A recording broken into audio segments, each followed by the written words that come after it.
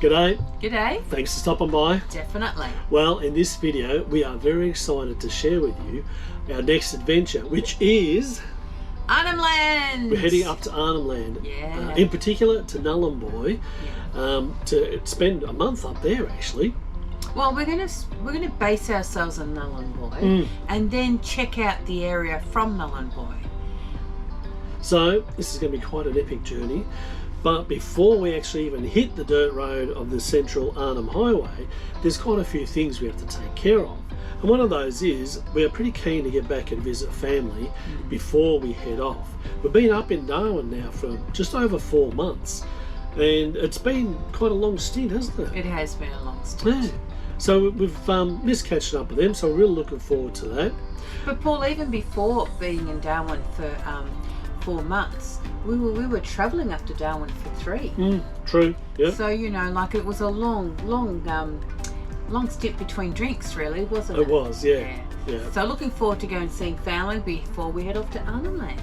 So one of the things we found with Arnhem Land, because we tried to book it, and we found that we couldn't get into the Gove Boat Club, which is where we really wanted to get to, until late August. Now this was back in March when we started to book it, so they were booked out right to then. Yeah. And I think part of that was the fact that we did want to stay for an extended period of time. Yeah, with the policy is you stay only for 2 weeks in Gove. That's right, yeah. But they got special permission to let us start to stay for 3. So we were very fortunate for that. Yeah, and for the other part of that month then, we're going to stay at the Walkabout Lodge. So we'll be sharing with you our adventure into Nhulunbuy, as well as our adventures around Nhulunbuy and the Arnhem area. I can't wait to really check those out. Yeah. We'll keep up to date with what permits we needed, how we got them and all that sort of thing. We do have some tips that might be really handy for anyone that's looking to do a trip up to Arnhem Land. But for this video, what we wanted to share with you was our preparation. So come and join us as we share our experience of getting ready to hit the central Arnhem Highway out to Nhulunbuy. On the way from Darwin, we're going to stop into the Lazy Lizard in Pine Creek, pretty iconic sort of place. Yeah, so stopping there. And then a night in Catherine. Just to take care of business. Yep, stock up the cupboards a little bit more. A little bit more, yep. And then head off to Arnhem Land. Let's do it. Let's do it. One of the things about travelling full time is that we're away from our families so frequently, and we do actually miss them, and it's probably one of the hardest things is that we're so far away from our families. And at one point we had our daughter up in Cairns, our son in Northern Rivers, and our parents in Melbourne, and so you had them all up these coasts there. And we would travel between each. If you watch any of our early episodes, you'll notice that we do a lot of travel between Melbourne and Cairns, basically, and all the trips were up there. So what that means is when we are away from them for an extended period of time, we would actually try and arrange flights to go and see them. For example, at the moment, we're in Darwin, and we've been up here for quite a few months, so we haven't been to see any of our family for a long time. So we're flying into the Gold Coast on the first leg of this to visit our son, and then we're going to fly down to Melbourne from the Gold Coast and then back up to Darwin. But the only flights we could get using our frequent flyer points was from Darwin to Adelaide, from Adelaide to Sydney, and then into the Gold Coast.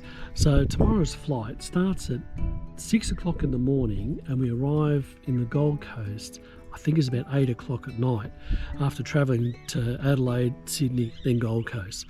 The good thing about it is we managed to get this all on business class, so we're going to do it in a bit of comfort at least. We can also take advantage of the Qantas lounges when we're in the different airports, so we've made it as comfortable as possible to do this. So we'll see how we go. Of the 3 parks that we've stayed at since arriving in Darwin, and we've stayed at the Oasis, which is about 20 minutes, half hour south of Darwin. We stayed at Marara, which is pretty much right in the centre of Darwin, like it's literally 5 or 10 minutes from Darwin. And then the third one where we're at now is Lee Point Village. The reason we chose this park is because they have van storage here. And we need to store our van for a couple of weeks while we head over to visit our family.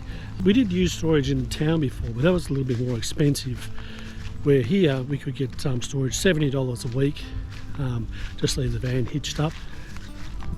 It's a nice little park, and to top it off, it's actually the most affordable we've stayed at since we've been here. I think it's about $50 a night, power and water. The park's divided into sections, where one section is just your basic camping area, or with the caravans. So the other one is actually a area that all the sites are ensuited. We're in one of the ones without the en-suites, but there's so many of these little toilet blocks around. They're dotted all over the place. And they also have these little kitchen areas, or camp kitchen type in areas near them as well. It's got a really nice pool area here. The pool is very clean, spotless. There's plenty of seating around the place, so yeah, not much shade. I imagine in the middle of the day you don't get much, but the trees around the edge of the pool area here will probably give you a bit of shade towards the afternoon. The benefits of staying at the Lee Point Village Caravan Park is that they have a resort next door which gives you access to their restaurant, pool and a few other features there. So tonight we're off to the restaurant. It was also handy as we had a very early start in the morning. We booked a taxi to run us into the airport and we were off.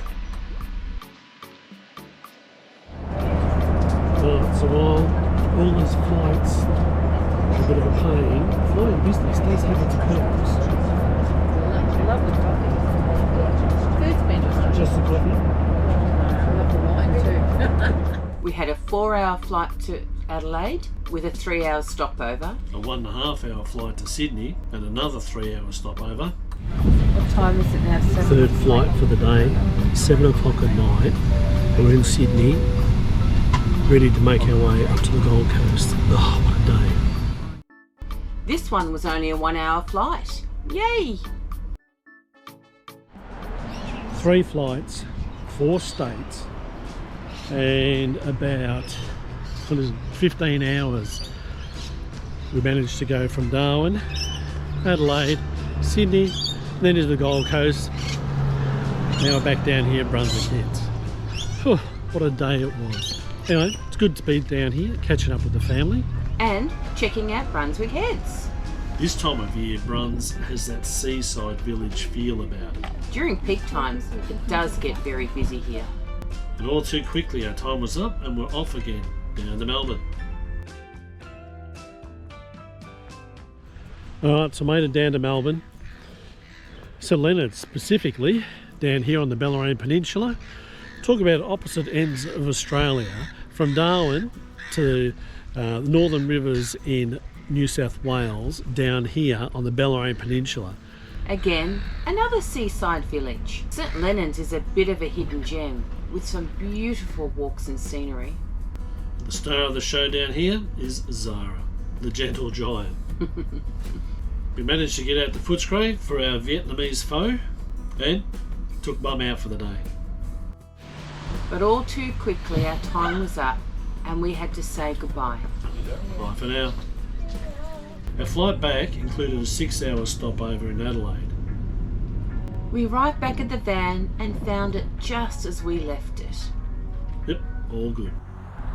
We had been using the post office in Nhulunbuy for our mail while we were up here, and had to call in for one final time to pick up any mail that may be waiting for us. Big shout out to the staff at the Nhulunbuy post office. They were amazing. And after 4 months, we were leaving Darwin for the last time. As part of our preparation from Arnhem Land, I ordered some fresh veggies from a place in Humpty-Doo called Darwin Ag. It's about a 2-hour drive to Pine Creek. Now, Pine Creek is a small town and it was created to service the overland telegraph line. Apparently it stumbled into existence when the teams building the overland telegraph line in 1870 dug up some gold while digging holes for the posts. The sites were a bit snug and cost $41 per night with power and water. And it's pet friendly. We've heard about these pies at Pine Creek. They're supposed to be really good. A friend of ours, Rex? from up in Darwin, recommended to us. However, we've come in here at 2:45 and the place is closed.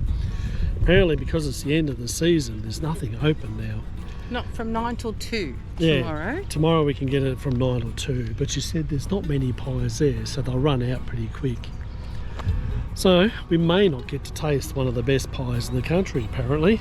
Or get there at 9 and see. So there we go. The Lazy Lizard Hotel is a bit of an icon, and they did have a full menu going. So I thought we'd better check it out. So we've called into the Lazy Lizard for dinner. Yep. Got a pint of Lazy Lizard lager. It's not bad, actually. It's not bad? Not bad at all. Good. Well, cheers. Cheers.